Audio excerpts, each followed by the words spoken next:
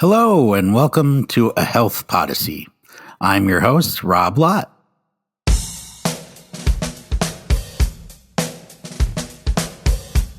Untreated substance use disorder in pregnancy is a long-standing and persistent public health concern.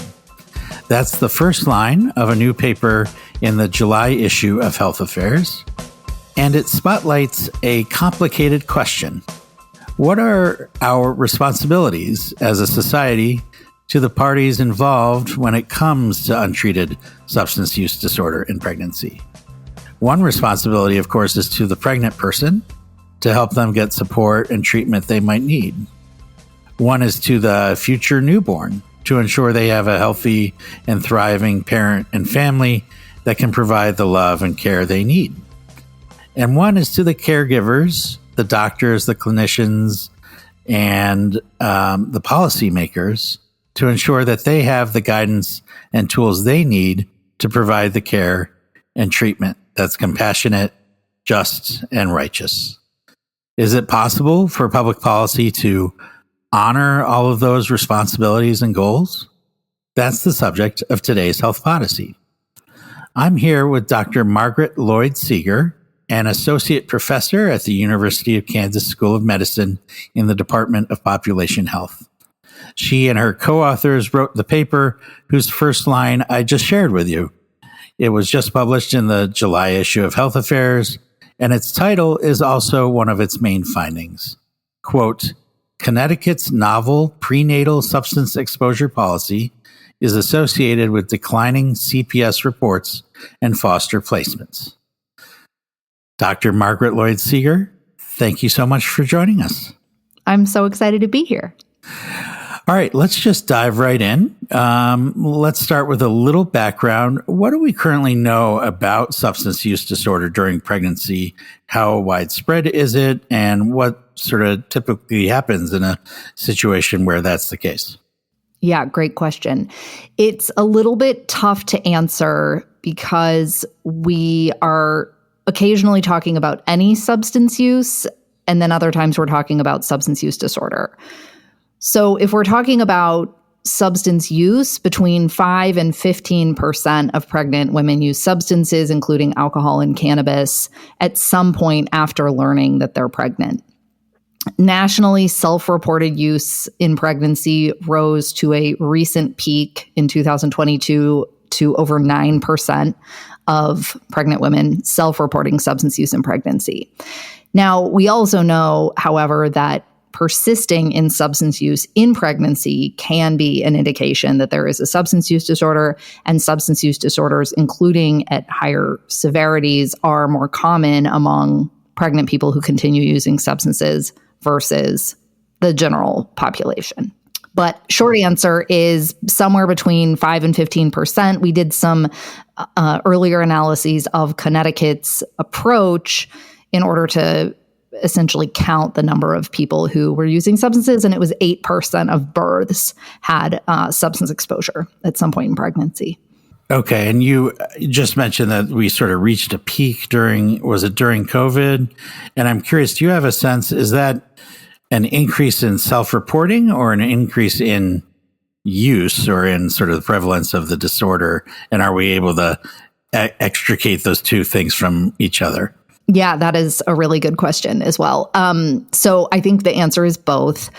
Substance use among everyone in the U.S. increased secondary to COVID. The peak was actually in 2022, though, which is sort of a couple of years. It wasn't 2020. It wasn't the months when we were all in lockdown, and we did see substance use, including among women of childbearing age, increase.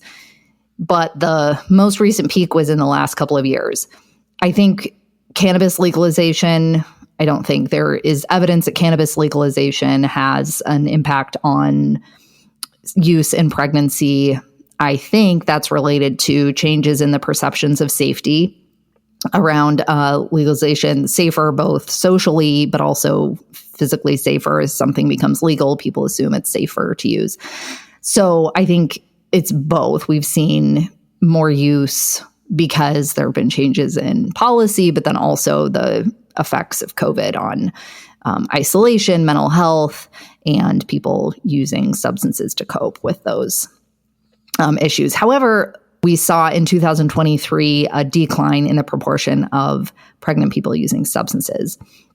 These data all come from the National Survey on Drug Use and Health, which is a population-based study using representative sampling approaches, but they only talk to between 600 and 700 pregnant people a year. So, we are extrapolating based on a really small percentage of respondents. Got it. Understood. Okay, against that backdrop, can you say a little bit about the roles and responsibilities historically of healthcare providers caring for pregnant women and newborns, if and when they learn of a substance use disorder?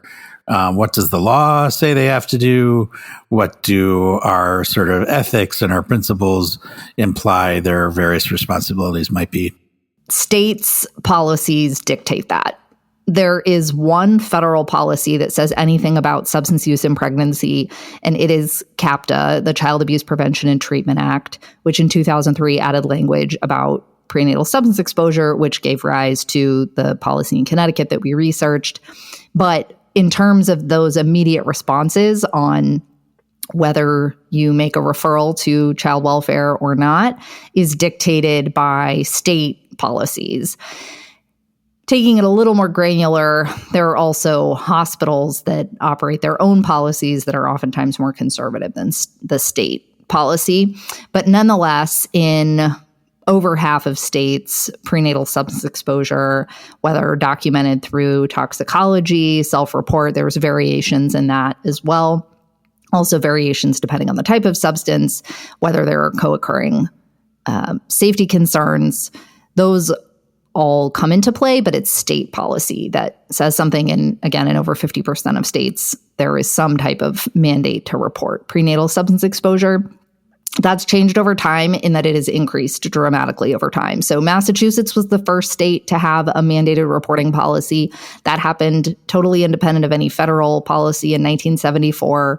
It was only a few states thereafter for a long time until the crack cocaine epidemic, quote unquote, when that increased to about a quarter of states, a little more, until the early 2000s, jumped again. And then we saw another jump in 2016. Those last two are a reflection of changes in federal policy. In terms of sort of ethics of care, there are huge debates ranging from, anecdotally, I've heard of judges incarcerating pregnant women for using substances as a dramatic and extreme effort to prevent the fetus from being exposed. Best practices now are about screening for substance use, so asking verbal questions to try and understand if there's substance use, doing some type of brief intervention, and a referral to treatment when needed. So we definitely don't want to stick our heads in the sand, and I think that's something that in reaction to really punitive approaches, some providers will just ignore the issue entirely. That also, I think, misses the mark because these are people who need help. And in order to provide that help, we have to know what's going on. So that's just my take, though. Sure. So it's a real tightrope, I think, right? I'm imagining the folks who maybe wrote the initial Massachusetts law about mandatory reporting were thinking of the newborn and felt like if we know that there's this risky situation, the best thing is to make sure that we let the authorities know and let them intervene. But you also alluded to sort of punitive approaches, and I think we have learned over the years that punitive approaches can backfire and actually make matters worse. And so I'm curious, what do we know sort of from the evidence about the consequences of something like mandatory reporting or something like CPS reporting? How does that typically affect outcomes, I guess, would be the ultimate question. What are the downstream consequences of something like that? Yeah, that's a very insightful comment. And I agree. I think most of these policies were passed with good intentions of how do we help these families. And there have been a number of unintended consequences ranging from things that would seem very obvious, like a lot more referrals to child welfare, a lot more children brought into foster care, an exacerbation of race disparities to the disadvantage of non-Hispanic Black families. But things that seem even less obvious, more unintended, less maternal use of prenatal care, less maternal access to substance use treatment in pregnancy, less access to medications for opioid use disorder in pregnancy, more overdose deaths in states that have really punitive policies. So in broad strokes, the impact is that a very punitive environment results in mothers with untreated substance use disorders hiding from anyone who might be able to do anything about, use any of these punitive actions against them. And then they not only don't access prenatal care, but they don't access substance use treatment. So we have people coming to deliver infants in higher acuity states, higher acuity situations than might be the case if we used a more supportive approach throughout the pregnancy. Okay, well, that's a great segue then for you perhaps to tell us a little bit about the policy in Connecticut that they implemented there in 2019. What are the circumstances that allowed for this change? What motivated it? And how is it different from what's going on in other states? So I'm going to give you some history. This is maybe too much history. But like I mentioned, in the early 2000s, in 2003, the Child Abuse Prevention and Treatment Act, which was originally passed in 1974 and is just a very broad, it's a 75-page piece of legislation. It covers all different aspects of child welfare practice. It funds all sorts of things ranging from child abuse prevention efforts, training with the workforce, research, and stipulates a lot of different things that states are responsible for in their child welfare systems. In 2003, the policy was revised to include that states had basically a requirement to identify infants affected by prenatal substance abuse. That was in quotes. And that was, I think it was actually illegal drug abuse is what the 2003 legislation said, and develop a plan of safe care. It was 2 sentences in this 75-page piece of legislation. So most states didn't change their practice in response to that federal policy change. Then in 2010, the language was again revised to, in addition to infants affected by, quote unquote, illegal drug abuse, they added fetal alcohol spectrum disorder. So now states have to respond to infants affected by those two categories and still develop a plan of safe care. Again, we now have an additional phrase added to 2 sentences, but it's a very small piece of the legislation, and there's not much in the way of carrot or stick to mandate that states start doing this. But in 2016, this policy was again revised. The word illegal was slashed. So now it's just any drug abuse. This was done to respond to the opioid epidemic when a lot of substance use disorders and substance use in pregnancy were to prescription medications. And because it was part of the federal response to the opioid epidemic, there was a lot more focus on it. There was more political will, and there was also more funding attached to implement these elements, which include, and again, I'm going to quote the federal policy, notification to child protection of the occurrence of these infants being born and the development of a plan of safe care that addresses the health and substance use disorder treatment needs of the affected caregiver and infant. So that policy, as it changed in 2016, in addition to, again, the political will, Connecticut was particularly impacted by the opioid epidemic, and additional funding was released to help states implement these CAPTA provisions. That was the backdrop. That's what led to these changes. So these changes in Connecticut were done to be responsive to changes in this federal CAPTA legislation. Part of the challenge, I've already named a couple of challenges with the brevity of its inclusion in this federal legislation, is that it's very broad, and states have been able to implement all sorts of different things, interpreting the word notification to mean a mandated report to child welfare, have changed their definitions of child abuse and neglect to include infants affected by prenatal substance exposure, and have mandated that a plan of safe care accompany a child welfare system response. That would be the sort of most quote unquote punitive end of the spectrum. Connecticut did something completely innovative, which is that they interpreted that notification to be something totally different from a mandated report.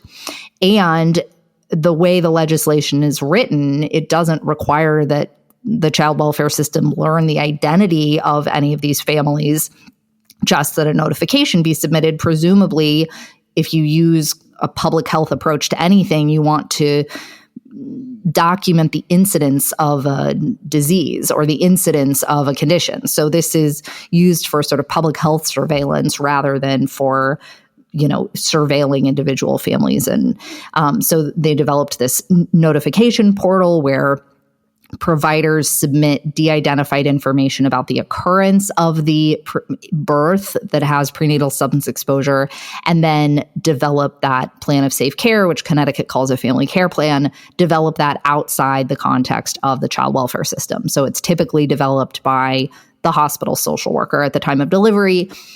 Another real strength of Connecticut's implementation is that from day one, their adult mental health and substance use treatment authority was very invested in the policy's development and implementation, wanted it to be done in a way that wouldn't expose mothers who were using medications for opioid use disorder to any increased punishment or even perceived punitive reaction from the child welfare system. So they have been very engaged in training their workforce on developing family care plans and implementing them with pregnant patients who are using medications for opioid use disorder. So now Connecticut has, they have this brand new pathway. If there are child welfare concerns, and I think we can talk about this in a minute, if there are child welfare concerns, there's still a mechanism so that you can refer them to the child welfare system. But if there are no abuse or neglect concerns, the family has a family care plan, they're connected to services, they're connected to treatment. Now Connecticut is simply documenting the occurrence of the birth, again, for public health surveillance purposes, to identify where in the state there are unmet needs around substance use treatment, things like that, trends in substance use and pregnancy to inform prevention approaches. They collect those data, they report it to the federal government, and the family, leaves the hospital with their family care plan, hopefully to never come in contact with child welfare unnecessarily. Fair enough. Well, that's a really straightforward description of a really big change. I want to hear a little more about what you found when you studied the effects of that change. We'll do that after this quick break.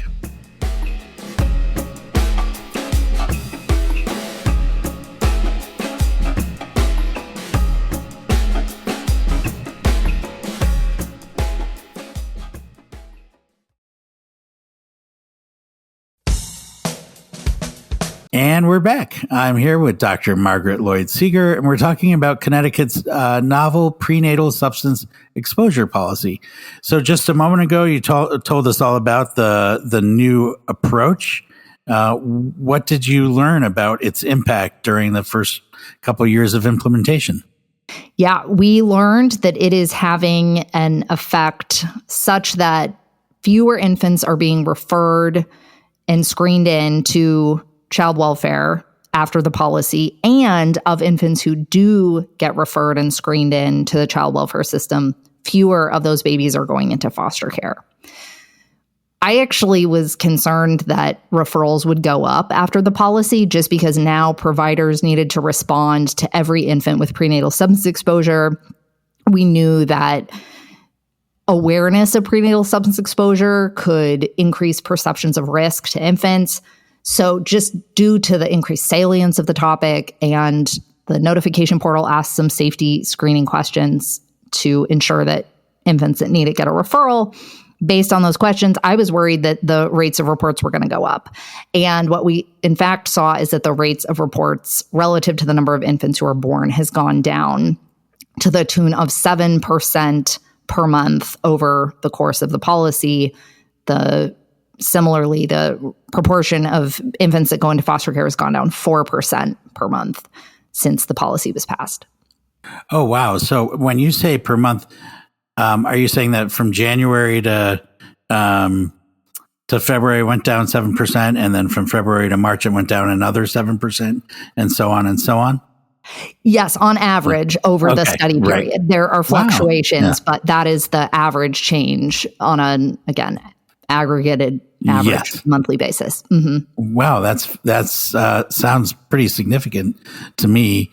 Can you talk a little bit about sort of how well targeted these improvements may be? Earlier, you alluded to there being avenues still in place to get people help if they need it, or put protections into place if they need it. What does that look like in this case?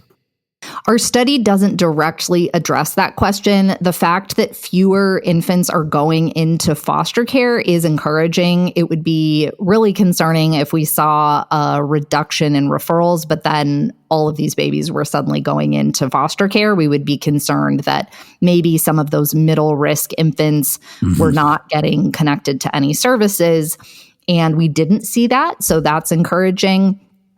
But again, our study doesn't address much beyond that initial referral. We are going to be in the future looking at the extent to which this approach protects families from a referral later in infancy and even later in early childhood. We know that under 1 is the highest risk time for any type of child maltreatment and any type of referral to the child welfare system. So we were looking at the newborn hospitalization, and we're going to look through 12 months to understand how the policy has impacted infants later in infancy. The fact that the approach integrates that safety screener, to me, is improving the targeting, that the system has changed such that providers aren't going to be making a referral to child welfare out of, quote, an abundance of caution, because there's this new screening process kind of built in before a referral is even made that asks providers to think critically about whether the substance use rises to a level that creates concerns around child safety or other concerns for child abuse or neglect. I do know anecdotally that Connecticut's child welfare system has been screening in an even higher proportion of referrals, meaning that people aren't making those referrals that don't warrant attention, or they've been doing so less so. So I think it's increasing the precision, but that will be, that's just my hypothesis. To be determined. To be continued, exactly. Okay, well, when I hear you talk, when I read the paper, this seems like a good story, good news that we're sort of implementing a policy that's having beneficial impact, at least from our initial study of it. If I'm a policymaker anywhere other than Connecticut, I'm thinking, can we do this in Massachusetts or Ohio or California or North Dakota? How easy could someone in those shoes make this kind of change? And if so, why haven't we already done it? Yeah, that's a great question. I'm working with my partners in Connecticut to write up the story of the process by which Connecticut implemented this approach. So I think there's a lot of people who have this same exact question. And the short answer is that it was not easy. The longer version of that answer is that it is totally doable. Well, where there is a will, there is a way. So my first point of advice, which comes directly from my, conversations with folks on the ground in Connecticut, is that building an interprofessional working group is step one. You have to have child welfare, treatment, and hospitals at the table, because in order for this to work well, those 3 pillars need to be in place. Where states have gone awry is not bringing hospitals to the table, not bringing the adult substance use treatment providers to the table, and implementing something that is essentially just a replica of the status quo, child welfare doing child welfare, which is great, but it's not going to move in the direction of an innovative approach. So that is ground zero, is bringing those partners to the table. And Connecticut has also invested a lot they built the system, the notification system was engineered specifically for the implementation of this policy. They have been, people have been putting a lot of skin in the game to implement this policy, both from the child welfare system and the adult substance use treatment system. So if a state or county is interested in doing this, it is absolutely doable. There has to be the political will to do it because it's going to take a lot of people coming to the table. Great. And some money. Oh, yeah, that too. Yeah. Well, thank you so much. This is perhaps a good spot for us to wrap up. Really appreciate your work on this issue and for your time here today. Thanks for joining us. Thanks so much. And for our listeners, thanks for tuning in. If you enjoyed this episode, please leave a review, share it with a friend, hit that subscribe button, and tune in next week. Thank you, everyone. Thanks for listening. If you enjoyed today's episode, I hope you'll tell a friend about the Health Podyssey.